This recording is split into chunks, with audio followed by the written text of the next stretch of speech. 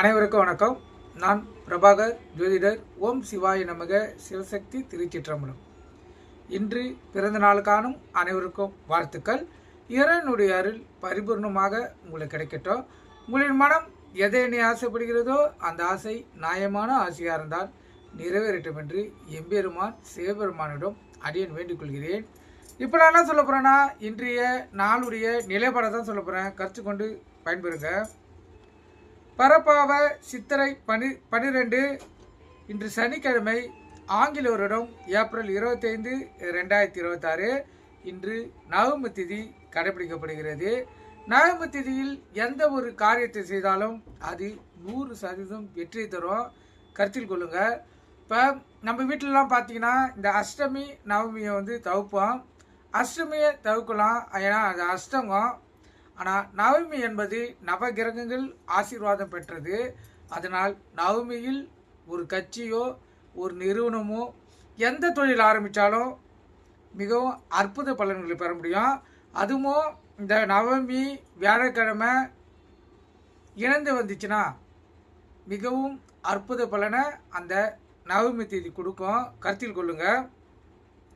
இன்று கீழ் நோக்கினால் நட்சத்திரம் இன்று அதிகாலை 12:37 வரை பூசம், இரவு 11:50 வரை ஆயிலியம், பின்பு மகம். இது கீழ் நோக்கி நாள் என்றாலும் 3 நட்சத்திரங்கள் வருவதால் அற்புத பலன்களை செய்யும். இந்த தீராத வியாதிகளையும் தீர்க்கக்கூடிய வாய்ப்பு இன்று உண்டு. அதேபோல் புதிதாக மருந்து உண்றவங்க, தீராத வியாதிக்கு அறுவை சிகிச்சை செய்கிறவங்க, அவங்களாம் இன்று செய்தால் அவங்களுடைய வியாதிகள் முழுமையாக குணமாகும். திதி இன்று அதிகாலை 12:11 வரை அஷ்டமி, இரவு 10:39 வரை நவமி, பின்பு தசமி. எப்பயுமே இந்த 3 நட்சத்திரம் 3 திதி வரக்குள்ள மும்மூர்த்திகள் முப்பெரும் தேவிகளுடைய ஆசீர்வாதத்தில் நடக்கக்கூடியது. அதனால் எந்த ஒரு காரியம் செய்தாலும் அது வெற்றியை தரும். இன்று சனிக்கிழமை என்பதால் நம்மளால் சுப காரியங்கள் எதுவும் செய்ய முடியாது. சனிக்கு பகவான் ஆயுள்காரன் என்பதால் உடல்வாதிக்கு சம்பந்தப்பட்ட அனைத்து விஷயங்களும் இன்று செய்தால் 100% வெற்றி கிட்டும். கருத்தில் கொள்ளுங்க. நல்ல நேரம் காலை 7:30, 8:30, மாலை 4:30, 5:30. கௌரி நல்ல காலை 10:30, 11:30, மாலை 9:30, 10:30.